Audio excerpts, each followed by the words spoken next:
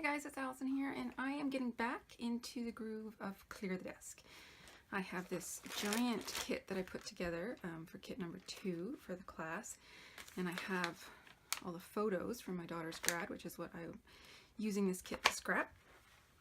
But it's been a few weeks since I did a layout, so I needed to refresh my memory of what I had done already. So I went through all the layouts I've done from the whole class. I've done 7 for Clear the Desk and 1 card. But specifically from this kit, I have made these 2 layouts.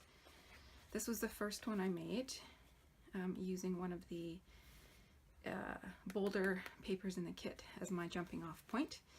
And then this was the second layout I made. Now both of these were also for challenges over on the Paper Issues blog, and I found that that was really helpful. It was inspiring. It got me thinking in a different direction. So I'm actually going to do that moving forward. I have written down all of the challenges from March from Paper Issues, and I am going to attempt to complete as many as I can. There's a couple that I won't be able to do, or not really scrapbook anyways. One is the I Spy with PI challenge, which is more of an Instagram photo challenge, and I completely forgot about it, so yeah, it's probably a little late for me to jump in on that one. And then the other one is a swag bag spotlight. So Paper Issues puts out these swag bags every month. I bought one a long time ago, but I don't think I have any of it left, and I haven't bought one recently, so that one I won't be able to participate in, but I'm going to try and do all the others, and I will let you know which one I am doing as I go along. I find that if you're sort of stuck for inspiration, going to some of these challenge sites is really good. It kickstarts everything. Okay, so these are the 2 that I've done already from this kit, but clearly I still have a lot left. The other thing that I have on my desk, I went through all the PDFs that Shamel sends out, did little sketches of her layouts, and took the sort of prompts that she gave, and I've written them all down, so I have them to hand if I want to use one of those as well as one of the other challenges to just help me put a layout together. I haven't really been following along with some of them. For the first kit I did a little bit, but for this second kit I've sort of done my own thing, so we'll see how it goes, but I have those handy if I need them. Okay, so the challenge I'm going to tackle right now is their Scrap Soup challenge. So I need to use 3 embellishments, 6 hearts, 2 pattern papers, a chipboard title, and some stamping. Shouldn't be a problem, right? Okay, I'm going to pull some things and hit you back. Alright, so I've pulled the papers that I'm going to use from my kit. And by the way, if you need a refresher on what is in my kit, because it has been a few weeks since I posted a layout, there is a link, there is a video in this playlist that is just the kit contents. Because I put together a larger set of supplies than was necessary, I decided to make a video of it because I couldn't really fit it all in one picture. Anyways, my background is going to be this craft, which is actually a printed craft. It's an older Amy Tangerine paper. So one side has a white flower, like a white floral print on craft, and then the side I'm using is like these groups of little white polka dots on the craft. And then to go with it, I have chosen that balloon print, which is from Dear Lizzie. This may seem like an odd choice for an elementary school graduation photo, but what I did was actually chose my title first, and it works with my title. I felt like the recipe requirement of a chipboard title was going to be my most restrictive element for this challenge. So I actually chose that first, and I went through all the different chipboard pieces that I had pulled out with this kit to see if there's anything in there that I felt I could use as a title. And I have found this set that's on the right hand side there, and there's a couple of blocks that have, one says Think Big, one says Dream Big, and I felt like that was a good title for these photos of my daughter receiving the Academic Achievement Award. So with that in mind, when I was flipping through my pattern papers, this one with the balloons really spoke to me as being appropriate. I think of hot air balloons as being sort of aspirational, I guess. So that's why that is there. And then I have just backed the photos, or matted the photos, onto a piece that has the sort of dark navy check, I guess, or graph print, or whatever you want to call it. And so then the next thing I wanted to focus on was all the stamping, like the stamping element. I find it really helpful to take on the challenging parts of any sort of challenge first, and then work on the easy bits. Like the easy bits sort of come together once I have the hard bits in place. So for my stamping, I had 3 different stamp sets in my stash, 2 older Amy Tangerine ones and 1 older Dear Lizzie. So I have stamped that scrolly banner and the love in the heart from one of the Amy Tangerine ones. In fact, I hadn't even opened that stamp set, so this was the first time I was using it, which is great.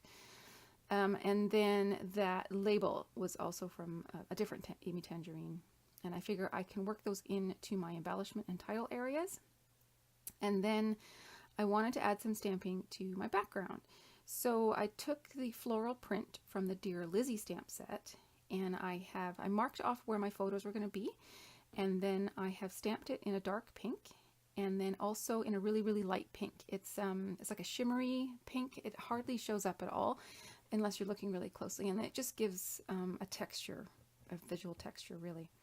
And then to accent that and bring the navy across from the pattern paper, I am adding little starburst stamps, and I don't want it super dark, so actually I stamp it off on the scrap paper first and then put it on the layout, and that way I don't get a super saturated navy, and it doesn't sort of take over from the floral print stamping that I've already got there. And then I also add in a little open heart. I know I need to have 6 hearts on this layout, so this will help me get there. And then I bring my photos back in. And yeah, a lot of that stamping is going to get covered up, but I'm not worried about that. I really just wanted to add some texture and visual interest to the background. So I'm not going to concern myself about making sure that you can see all the bits that I stamped. And then one more stamp I had, which was from the same stamp set as that big label. And I think it just said "This Happened" or something like that. And I've stamped that in pink. And I want to put it over there on the left to sort of highlight, that's a photo of her teachers handing her the award, and then her standing there with the award. So I felt that was a good way to highlight that.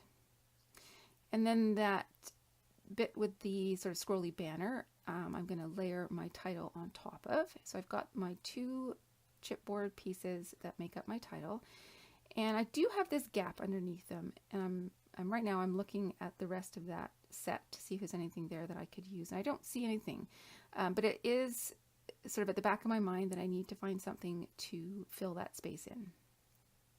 I think maybe that heart will work, so I put it up on Pop Dots. I haven't adhered it down yet. I've just placed it there with the title, and eventually I think I move it, but for now it's going to stay there and act as a visual reminder that I need to fill in that gap. So now I'm just looking for different accent pieces that I can get on here, and I had this scrap of a Chamel paper with this one pink flower on it, and it sort of goes with the stamping that I've already done. So I just fussy cut that out and layered it underneath in that bottom right corner. And I have pulled out all the other sort of stickers and chipboard pieces that I had in my kit, and I'm just going through them for more things. And on this Dear Lizzie sheet is a blue balloon that matches the ones in the paper, so I thought this was perfect. I know that that particular sticker has been sort of taunting me, I guess, a little bit. I had tried to put it on a few other projects, and it just never seemed to fit, so this is kind of perfect. And there's people in the corner of that photo that I don't need, like backs of people's heads and whatnot, so I'm okay with covering up that section of the photograph. Now I've got a few ephemera kits in my stash there. This is an Amy Tangerine one. So I pulled out, it's like a white die cut with an outlined flower in that sort of aqua blue, and I thought that could work quite well. And I'd also pulled out another little journaling block, which doesn't eventually make it on the finished layout, but you see it tucked there underneath that pink arrow. And then this waterfall pack from, I believe it's Pink Paisley actually, had this banner that, what did the banner say?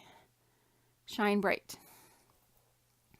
And the colors were a close match. I didn't have any other gray on the page, so I do end up going through the rest of the pack and pulling out pieces with gray so I can work that gray around the page.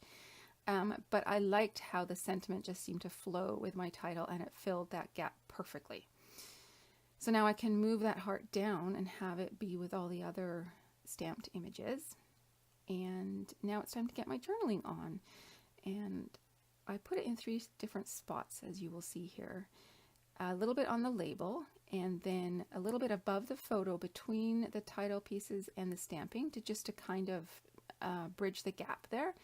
And then I had a little bit more to say, so I put it down at the bottom as well. And I had pulled out, you saw those large heart-shaped jewels, and I thought about using them, but they were a bit big and a bit bright and a bit too cutesy, not sort of sophisticated enough, I felt, for this particular daughter of mine. So I discarded those, and I went looking in my stash again, and I found this kit. This is from Crepe Paper, and it's got these light pink, dark pink, and then gold glitter. The pink are just dots, and then the gold glitter are hearts. So I am putting 1 light pink, 1 dark pink dot in each cluster, and then a glitter heart. That's another way I can get hearts on my page. And I put them on, I put extra adhesive behind them because they didn't seem to be sticking very well. And there we go, finished layout. So I do believe I have met the challenge. I have 3 pieces of, well, actually 4 pieces of pattern paper if you count the one that I did the stamping on. I have a chipboard title. I have more than 6 hearts, and I have stamping. I can't remember what the other thing was right now that I was supposed to get on there, but I believe I have met the challenge. Okay, so that was kind of a fun thing to play along with, and I will continue to work away at the Paper Issues challenges as I make the next layout, so stay tuned, and thanks for watching. Have a great day, guys. Bye-bye.